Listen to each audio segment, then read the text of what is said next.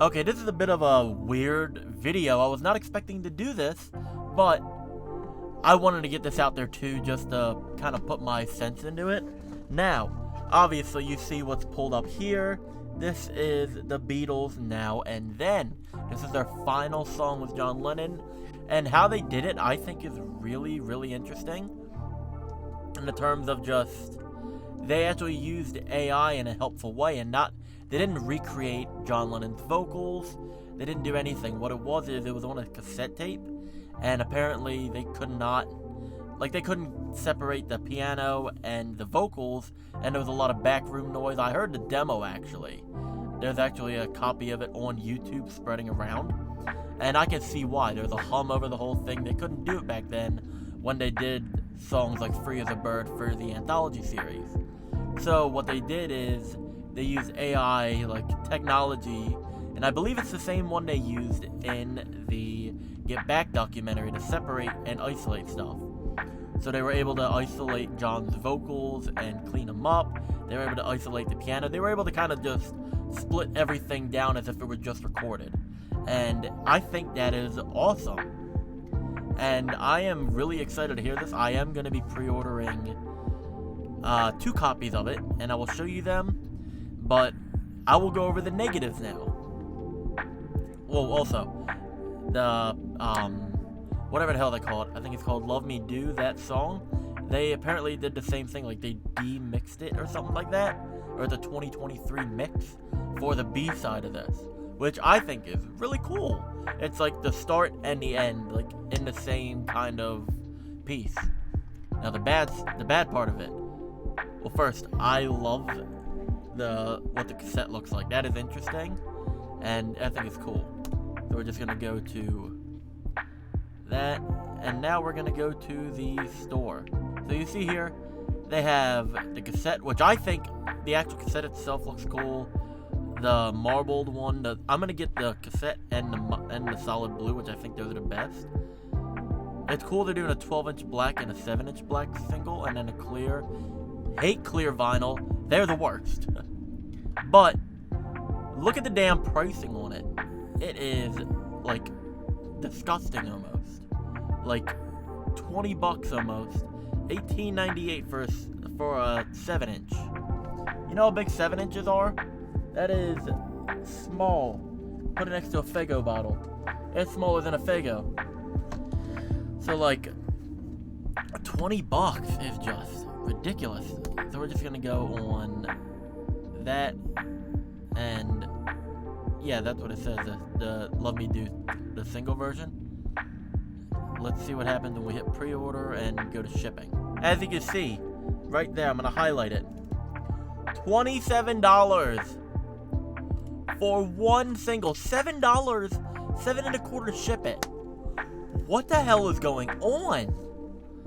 I'm like, that is like, I'm unfortunately, like, I am a collector. I am gonna be getting it, but that's just disgusting. Like a lot of people said, I think my reference, he goes into it a lot more in depth, I believe, is this guy, Vinyl Rewind.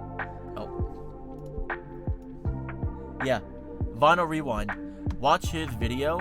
It goes a lot more in depth about everything and all that stuff. But, like, you go to this. Now let's check out the cassette. There's a cassette, I believe, is a bit cheaper, but still. A bit less on shipping. But $24 for a cassette. That is, like, that feels like robbery, damn. Now, as a hardcore collector, I am going to end up doing that. Oh my god, there's a 2-day shipping option. You can see there. Ugh. But also, a lot of people said the cover of it. The cover and the back cover.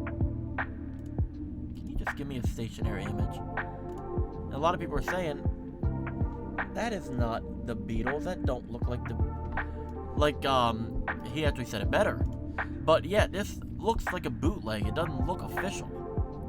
I do like how, if you look on it, it is the Apple and then the Parlophone labels. That is a nice touch on it. And what a lot of people are saying, they like the back of it better. This front is just like, it looks boring. It doesn't really scream Beatles. Now, what I thought would be cool, and we'll go back to the actual cassette tape of it, and how that looks.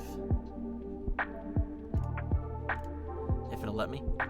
I feel like having the cassette as the cover of it would be a really interesting look of it, as just, hey, that's the cover of the vinyl.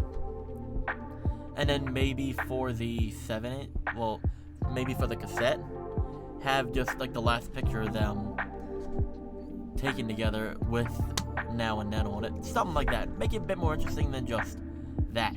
There isn't even Beatles on the front of the actual single. Like, there's nothing.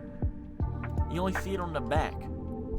So honestly, I don't know how to really feel about this other than, like, honestly, it feels more of a cash grab than an actual piece that they've, like, really said, hey, this is for the fans, let's go out with a bang.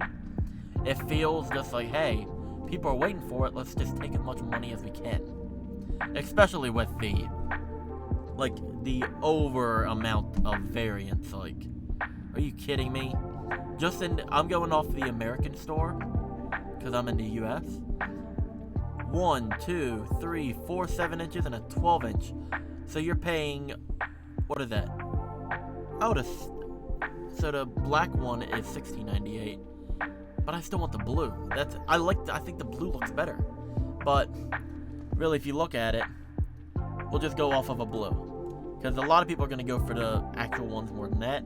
So you're paying either $4 extra or $6 extra for a 12-inch of 2 songs. That's scummy in my opinion. I don't like that. But that's just how it's going to end up being. Like, where the hell do you get the red one at? Here? Oh! Okay. So it's a Target exclusive. Still $21? Like, do what you want with it. I surprisingly like the actual, like, the red. I think it looks good. But other than that, I don't know. Like, what is everyone else's opinion on it? Let me know down below, and if you liked the video, let me know as well. But like, comment, subscribe, share, do whatever I can. See you in the next one.